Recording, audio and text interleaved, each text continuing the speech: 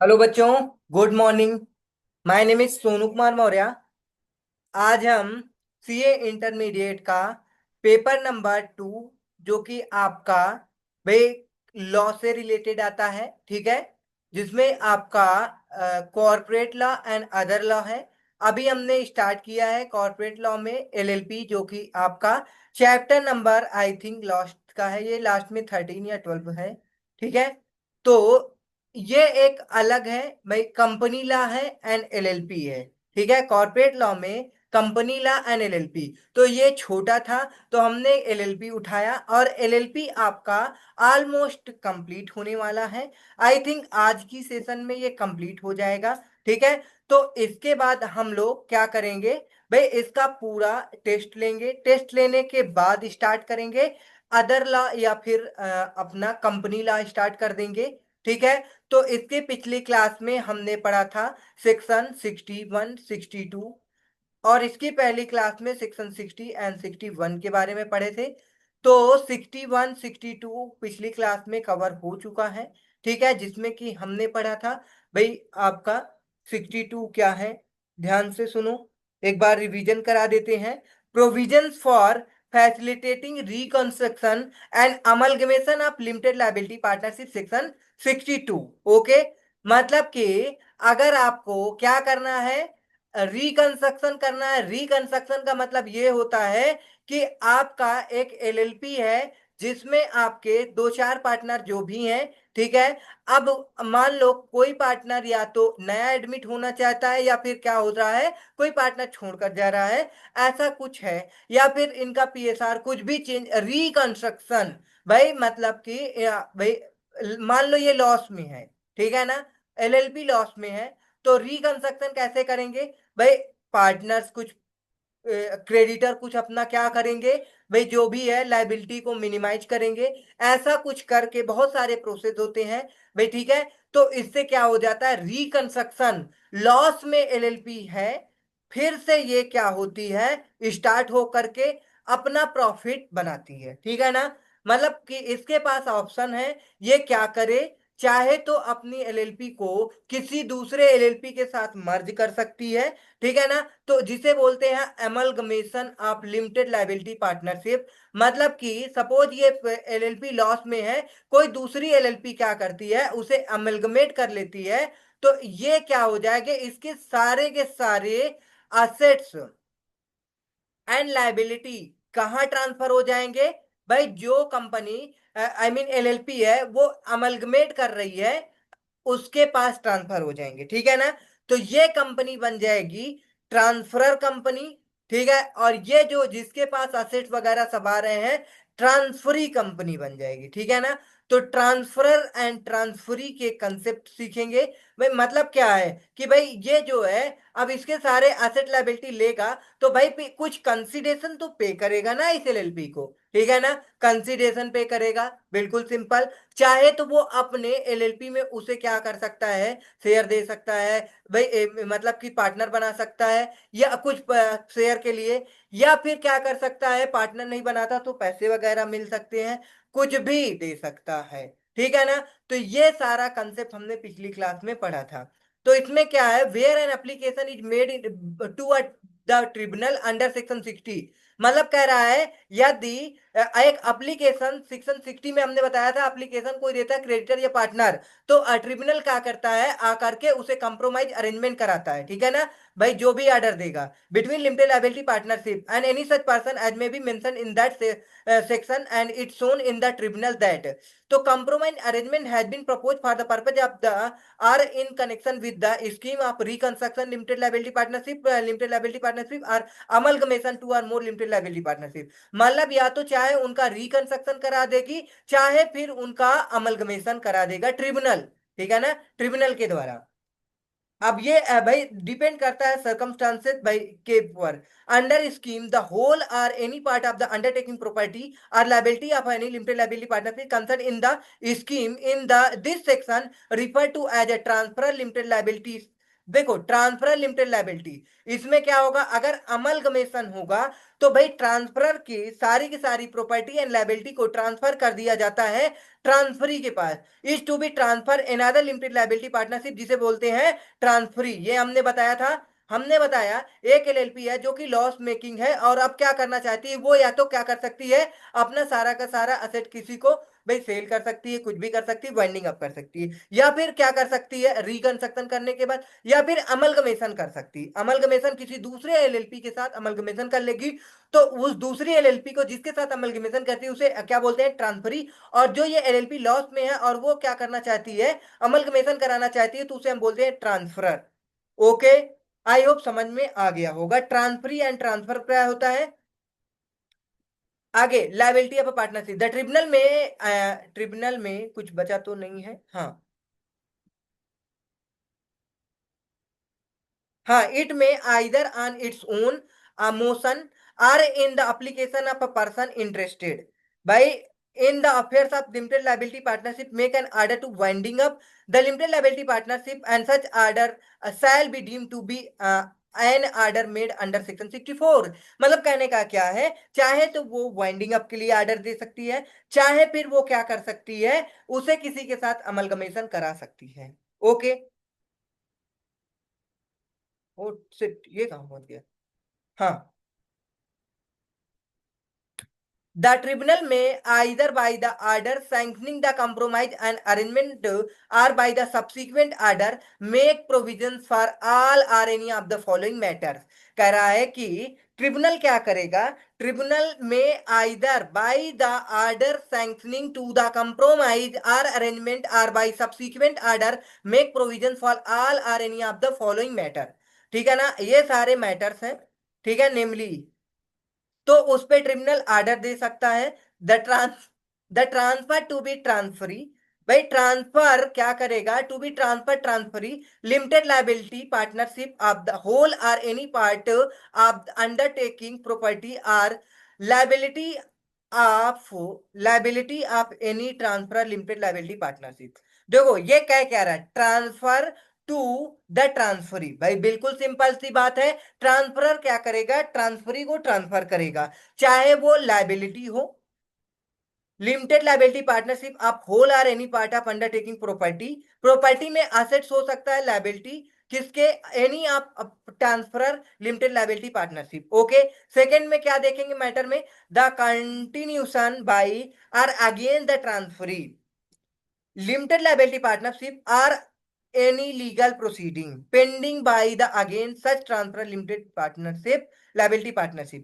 अगर किसी भी प्रकार का क्या बाकी है, लीगल प्रोसीडिंग बाकी है, तो तब तक जब तक ये सारे लीगल प्रोसीडिंग कंप्लीट नहीं हो जाते, तब तक क्या रहेगा, कंटिन्यूशन रहेगा। ठीक है ना, the dissolution without winding up of any transfer limited liability partnership, मतलब कि बिना किसी के ट्रांसफरर की लिमिटेड लाइबिलिटी पार्टनरशिप है, मतलब उसे हम ट्रांस क्या कर सकते हैं, वाइंडिंग अप भी कर सकते हैं, ऑप्शन में है। फिर फोर्थ पॉइंट है the provisions to be made for any person who within such time, करा provision to be made for any person who within such time and in such manner as the tribunal direct क्या dissent from the compromise, मतलब कि direction provide किए जाएंगे tribunals के द्वारा कि अगर किसी भी विद इन सच टाइम अगर क्या है ट्रांसफर एमलगमेट करना है या डिजोल्यूशन करना है, इससे रिलेटेड गाइडेंस या फिर कहें तो डायरेक्शन प्रोवाइड किया जाएगा, किसके द्वारा, ट्रिब्यूनल के द्वारा। फिर का such incidental consequential and super supplemental matter as the necessary to secure that reconstruction and amalgamation shall be fully and effectively carried out। कह रहा such incidental and consequential supplemental matter कोई भी अगर necessary है, secure the reconstruction and amalgamation shall be fully and effectively carried out provided that। अब देखो यहां से exceptions की बात करेगा, provided that, provided that no compromise, भाई जब तक कंप्रोमाइज नहीं होगा, जब तक उससे क्या नहीं हो जाता, कह रहा है compromise amalgamation propose to for any purpose for the purposes of are in connection with scheme for the amalgamation of limited liability partnership which is being winding up with any other limited liability partnership or limited liability partnership shall be sanctioned by the tribunal under unless the tribunal has received a report from the registrar. जब तक registrar को report नहीं दिया जाता the affairs of the limited liability partnership have been not been conducted in the manner prejudicial to the interest of partners or any public interest. जब हाँ simple सी बात है भाई, अगर आप भाई एलएलपी को इनकॉर्पोरेट कराने में हर एक मैटर में आरओसी को जब बताते हो, तो अगर इन क्या है एमलगमेशन करते हो या बाइंडिंग अप करते हो तो भी आरओसी को बताना पड़ेगा। ठीक है, प्रोवाइडेड फर्दर दैट, फिर से एक्सेप्शन मिल जा रहा है, देखो कह रहा provided further that no order of dissolution, अब डिजुलेशन की बात कर रहा है, नो डिजुलेशन का ऑर्डर तब तक नहीं मिलेगा of any transfer limited liability partnership under clause third, जो ऊपर थर्ड में बताया गया है। क्लॉज थर्ड में हमने क्या देखा था भाई, हमने देखा था dissolution without winding up of the transfer limited liability partnership, ठीक है ना। Class third shall be made by the tribunal unless the official liquidator, जब तक official liquidator on scrutiny of the books and proper of the limited liability partnership made a report to tribunal, जब तक क्या नहीं होगा, tribunal को क्या नहीं दिया जाएगा, proper books of books and proper report वगैरह, एफिडेविट जिसे बोलते हैं, affairs of the limited liability partnership have not been conducted in manner prejudicial to interest of the partners and public interest, ठीक है ना, तब तक डिजुलेशन भी नहीं होगा, अमेलगमेशन भी नहीं होगा।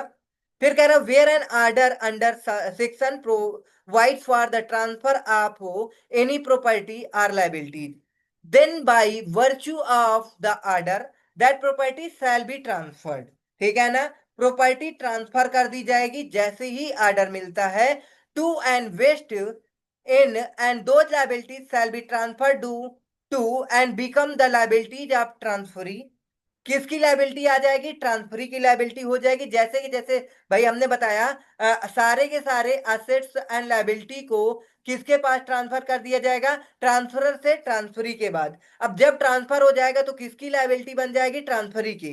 And in the case of any property if the order so direct freed from any change, क्या freed from any change which is by virtue of the compromise and arrangement cease to have effect।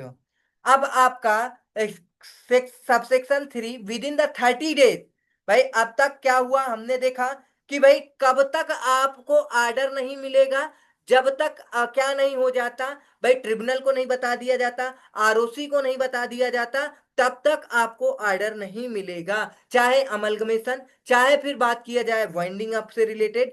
फिर कह रहा है subsection 3 में within 30 days after making of an order under this section every limited liability partnership in relation to which the order is made shall cause a certificate copy thereof to be filed with the registrar for registration, कह रहा है with in 30 days after making an order under this section, मतलब कि इस section में किसी भी प्रकार का ऑर्डर मिल सकता है या फिर एमलगमेशन या फिर वाइंडिंग अप का, ओके।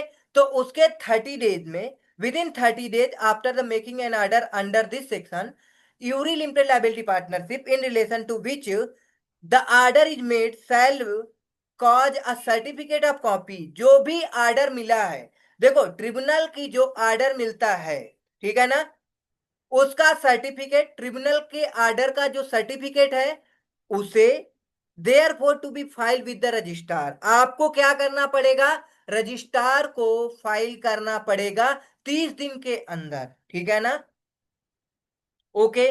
ये था आपका सबसेक्शन 3। अब हम बात करेंगे सबसेक्शन 4 के बारे में। सबसेक्शन 4 में क्या कहता है कि if default is made in complying with the provisions of subsection 3 the LLP and its every designated partner shall be made to a penalty, देखो अगर आपने सबसेक्शन 3 का क्या किया, डिफॉल्ट करते हो, ओके, ये देखो सबसेक्शन 3 है, अगर इसका क्या करते हो, डिफॉल्ट करते हो, तो सारे के सारे डिजिग्नेटेड पार्टनर एंड एलएलपी को पेनल्टी लग जाएगी 10,000 रुपए की। ओके, एंड इन केस भाई आप लोग यहां से क्या हो जाते हो, सुधर जाते हो तो ठीक है। अगर कंटिन्यूअस कंट्रावेंशन करते ही रहते हो, 30 दिन के बाद एक दिन वेट आपने क्या कर दिया, नहीं एक दिन लेट कर दिया, 2 दिन लेट कर दिया, ठीक है, 10,000 की आपको पेनल्टी लग जाएगी। लेकिन आप कंटिन्यूअस डिफॉल्ट करते रह रहे हैं, मतलब कि आरओसी को बता ही नहीं रहे हैं, मतलब आर्डर ट्रिब्यूनल से नहीं मिला और आपने वाइंडिंग अप या फिर क्या एमलगमेशन कर दिया। भाई अब आपके पास ऑर्डर ही नहीं आया तो उस ऑर्डर का सर्टिफिकेट आरओसी को ट्रांसफर कहां से कर पाओगे। अगर इस तरह के फ्रॉड होते हैं तभी लोग क्या नहीं कर पाते, आरओसी को इसका सर्टिफिकेट नहीं दे पाते, इसीलिए ये सारी पेनल्टी लगाई जाती है। तो अब पेनल्टी लग गई 100 रुपीज ईच डे लगेगा आफ्टर फर्स्ट। अब कह रहा है डिफॉल्ट यदि कंटिन्यूअस हो रहा है तो उसमें मैक्सिमम की लिमिट है, एलएलपी को मैक्सिमम 1 लाख लग जाएगी और डेजिग्नेटेड पार्टनर्स को 50,000। अब एक चीज आप ध्यान दिए होंगे, डेजिग्नेटेड पार्टनर्स क्यों आता है, अगर किसी भी प्रकार का डॉक्यूमेंट से रिलेटेड अगर पेनल्टी आएगी तो एलएलपी की आएगी और डेजिग्नेटेड पार्टनर को आएगी, ठीक है ना। क्यों, क्योंकि डेजिग्नेटेड पार्टनर ही तो क्या करता है, मैनेजमेंट संभालना उसी का काम है, तो उसको ही पेनल्टी लगेगी, सारे पार्टनर को नहीं लगेगी, ठीक है ना। डेजिग्नेटेड पार्टनर वर्क को क्या करते हैं, मैनेज करते हैं, किसी भी लीगल कंप्लायंसेस को फॉलो करने के लिए रिस्पॉन्सिबल डेजिग्नेटेड पार्टनर होते हैं। फिर explanation 1, this section property includes property rights and power of the unit description and liabilities include duties and unit description। Second clause में क्या explanation, LLP shall not be amalgamated with a company. मतलब कहने का है कि simple बात है यार, अमलगमेशन करोगे तो एलएलपी एलएलपी के साथ करेगा ना, अमलगमेशन एलएलपी कंपनी के साथ थोड़ी कर लेगा, ठीक है ना, तो याद रखना ये पॉइंट, ठीक।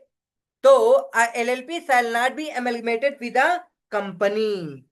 फिर उसके बाद हम लोग अब पढ़ेंगे next topic, winding up and dissolution, ठीक है। अब ये आपका वाइंडिंग अप हो रहा है और आपका चैप्टर भी वाइंडिंग अप हो जाएगा, ठीक है ना। का एलएलपी का वाइंडिंग अप करना सिखाएंगे, उसके बाद आपका चैप्टर का भी वाइंडिंग अप करना सिखा देंगे, ठीक है ना।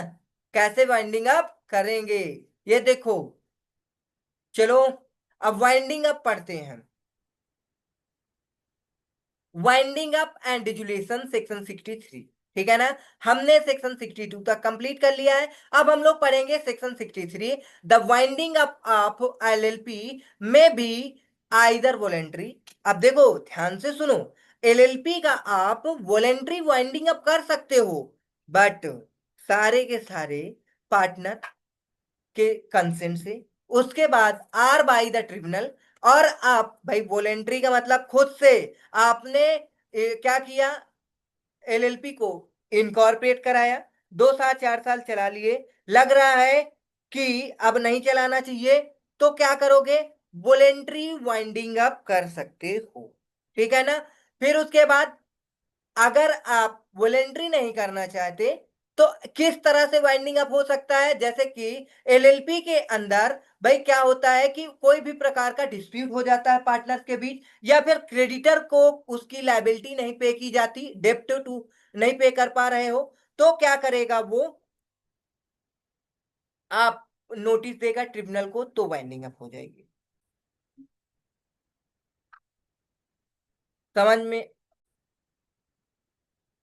हाँ, तो वॉलेंट्री वाइंडिंग अप कर सकता है, या फिर किसी क्रेडिटर या पार्टनर से भी डिस्प्यूट होगा तो वो पार्टनर क्या करेगा, ले जा करके भाई नोटिस देगा, एप्लीकेशन देगा, ठीक है ना। एप्लीकेशन देगा तो ट्रिब्यूनल क्या कर सकता है, उसको अगर ठीक लगेगा तो वाइंडिंग अप के ऑर्डर दे सकता है, या फिर जो भी कहेगा, ठीक है ना। So wind up by, wind up may be dissolve. Okay, तो ये था आपका voluntary winding up or by tribunal के द्वारा, ठीक है ना। अब हम पढ़ेंगे सेक्शन 64 के बारे में, circumstances in which LLP may be wind up by the tribunal, ठीक है ना।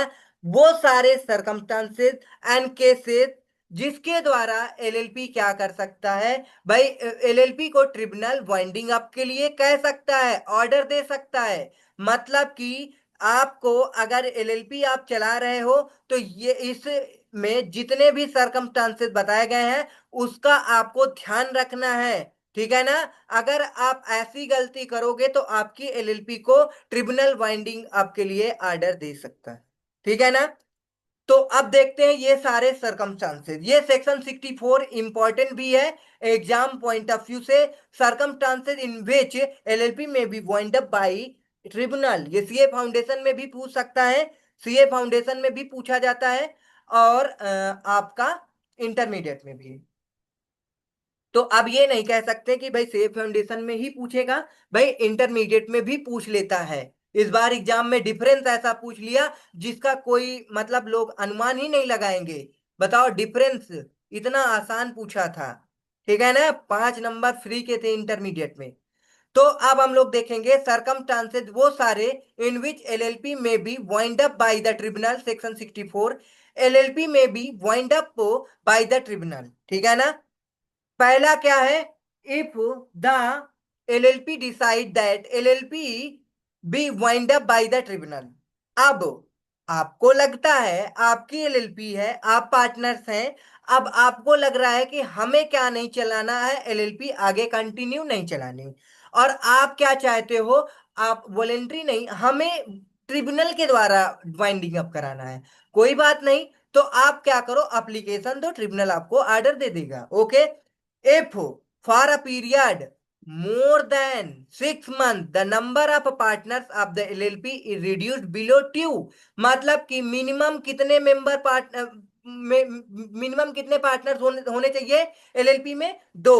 अगर किसी भी सरकमस्टांसेस में, किसी भी केस में एक पार्टनर की डेथ हो सकती है, या फिर क्या है, वो पार्टनर के भाई लिए लाइबल नहीं हो सकता। भाई हमने बताया है, भाई इंसॉल्वेंट हो गया तो वो लाइबल नहीं है पार्टनर के लिए। ठीक है ना। तो इस तरह के केसेस में वो पार्टनर के लिए लाइबल नहीं होता। तो बचा पार्टनर एक, तो आप अकेला पार्टनर मैक्सिमम 6 मंथ तक ही चला सकते हो। 6 मंथ के अंदर अंदर आपको क्या करना है, एक नया पार्टनर ला करके अपने एलएलपी में एडमिट कराना है। ठीक है। अगर आप 6 मंथ से ज्यादा तक चला गए तो अब ट्रिब्यूनल के ऊपर है, अगर ट्रिब्यूनल चाहे तो पेनल्टी लगा दे, आपकी लाइबिलिटी को अनलिमिटेड कर दे, या फिर चाहे तो आपके एलएलपी को वाइंडिंग अप करने के लिए ऑर्डर दे सकता है। ठीक है ना। तो ये आपका क्लॉज सी था, बी था।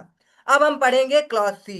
If the LLP has acted against the interest of the solvency and integrity of the India, the security of the state of public order, मतलब कि अगर आप कोई ऐसा काम करते हैं जिससे कि पब्लिक वेलफेयर के लिए, भाई पब्लिक को क्या करता है, सॉवर्जिनिटी, सॉवर्जिनिटी होती है, इंटीग्रिटी होती है ऑफ इंडिया, इंडिया के पब्लिक को। ठीक है ना, आपके एक्ट से। तो ट्रिब्यूनल आपको क्या दे सकती है, आपके एलएलपी को ऑर्डर दे सकती है वाइंडिंग अप के लिए। ओके। फिर आपका क्लॉज डी है, if the LLP has made a default in filing with the registrar, the statement of account and solvency are annual return। एक चीज याद रखना, हमने बताया था statement of account and solvency कितने दिन में फाइल किया जाता है, 6 मंथ में। अगर आप फाइल कर देते हैं ठीक है, कोई दिक्कत नहीं है। अगर आप नहीं फाइल करते हैं, कितने, 5 कॉन्जिक्यूटिव फाइनेंशियल ईयर, और एनुअल रिटर्न 60 डेज में फाइल किया जाता है। ठीक है। ये सारे के सारी चीजें आपको याद रखना है एमसीक्यू के लिए। ये 6 मंथ में, और ये आपका भाई 60 डेज में। ठीक है। तो ऐसे जो है इनमें आप क्या करते हो, डिफॉल्ट करते हो लगातार 5 कंजिक्यूटिव फाइनेंशियल ईयर, तो आपको ट्रिब्यूनल ऑर्डर दे सकता है वाइंडिंग अप के लिए। ओके। अब आपका एक क्लॉज ई आता है, if the tribunal is of the opinion that is just equitable that the LLP to wind up. अब इसका मतलब क्या होता है, ध्यान से सुनो। ये क्या कह रहा है, इस क्लॉज का मतलब समझो। कह रहा है if the tribunal is to be opinion, tribunal का ओपिनियन है that is just an equitable, just an equitable that the LLP winding up, मतलब क्या है, आपके एलएलपी में 4 पार्टनर है। ठीक है ना, 4 पार्टनर है। अब आप लोग क्या करते हो, भाई मीटिंग करते हो किसी भी पार्टिकुलर काम के लिए, ठीक है ना। अब मीटिंग कर लिए। अब इसमें जानते हो आप मित्र रहोगे चार, तो दो की बनती है आपस में, दो की बनती है, ठीक है, ऐसा ऐसा होता है। अब पार्टनर भी आपस में दो दो लोग जनरली बनने लग गए, मान लो कि मतलब कि अगर कोई भी वर्क के लिए क्या किया जाता है, मीटिंग किया जाता है, मेजोरिटी लेना चाहते हैं कि हमें ये करना चाहिए या नहीं करना चाहिए, तो दो लोग कहते हैं यस, दो लोग कहते हैं नो। बड़ी समस्या की बात है, मेजोरिटी आ ही नहीं रही है। मतलब कि ये दोनों आपस में भाई एकदम गांठ बना लिए हैं, और ये दोनों कहते हैं कि अगर वो कोई काम के लिए हेडर पास करेंगे तो हम बोलेंगे नो, ठीक है। और ये जब कोई काम के लिए बोलेंगे तो हम ये बोलेंगे, कहेंगे हम नो, और ये कहेंगे यस। तो यहां पे जस्ट एंड इक्विटेबल हो गया, मतलब कि किसी भी प्रकार का बिजनेस होगा ही नहीं आगे, ठीक है ना। तो इस प्रकार की सिचुएशन को देखते हुए ट्रिब्यूनल ओपिनियन में कहेगा कि ऐसा करो, आप अपना सारा सब कुछ समेटो और बिजनेस को बंद कर दो, ठीक है ना। आपके बस का नहीं है बिजनेस करना, ठीक। तो ये होता है जस्ट एंड इक्विटेबल। आपका सेक्शन 65 66 आपका 64 हो गया है। आगे 65 66 67, और ये सारे सेक्शन बहुत ही आसान है, ठीक है ना। 67 69 एंड 70 सॉरी 70। फिर आएगा डिफरेंस। अब देखो, आपको डिफरेंस पढ़ाने वाले नहीं है। एलएलपी एंड पार्टनरशिप फर्म के बीच डिफरेंस आपको क्या करना है, अच्छे से पढ़ के आना है।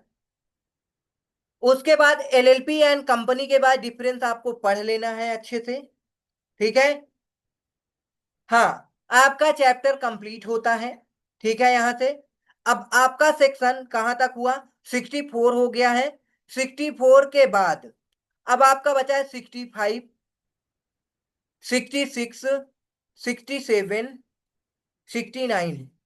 सब छोटे छोटे सेक्शन हैं। 66 65 66 67। 67 के बाद 68 एट है, एट है, एट नहीं है। 68 नहीं है, तो 69 है। 69 एंड 70, ये सारे सेक्शन बहुत आसान है, जो कि कल की क्लास में हम इन सारे सेक्शंस को अच्छे से समझाएंगे और कवर करा देंगे, और ये कल आपका चैप्टर कंप्लीट हो जाएगा। तो अब कल आपका इनकम टैक्स का भी शायद सेकंड चैप्टर कंप्लीट हो जाएगा, और एलएलपी का ये एलएलपी भी कंप्लीट हो जाएगा, ठीक है। तो आप लोग क्या करो भाई, जितना हमने सारा सब कुछ पढ़ा दिया है, प्रॉपर इसे रिवीजन करते रहो भाई। जब तक रिवीजन नहीं करोगे, आज हमने सेक्शन 63 सेक्शन 64 एंड सेक्शन 62 को रिवीजन कराए थे। रिवीजन क्या, सेक्शन 62 आज ही पढ़ा दिए, कल की डेट में हमने थोड़ा से ही समझाया था, ठीक है। तो आपको क्या करना है, section 62 and section 63 and section 64 अच्छे से कंप्लीट रिवीजन करना है। और क्या करना है, इसकी समरी बनानी है सेक्शन वाइज, पॉइंट वाइज अपनी नोट में, ठीक है। फिर हम आगे की क्लास में आगे के रिमेनिंग सेक्शंस को कंप्लीट करा के चैप्टर को वाइंडिंग अप करा देंगे। आज हमने वाइंडिंग अप सिखाया आपको, कल हम वाइंडिंग अप करा देंगे चैप्टर का। आज ही वाइंडिंग अप हो जाता, लेकिन प्रॉपर एक्सप्लेनेशन के देना है और अच्छे से समझाना है, तो हमें कल की एक सेशन करना पड़ेगा, ठीक है। Okay, thanks for watching. Like करो, सब्सक्राइब करो, और अपने दोस्तों को शेयर करो, ठीक है। Okay, bye bye.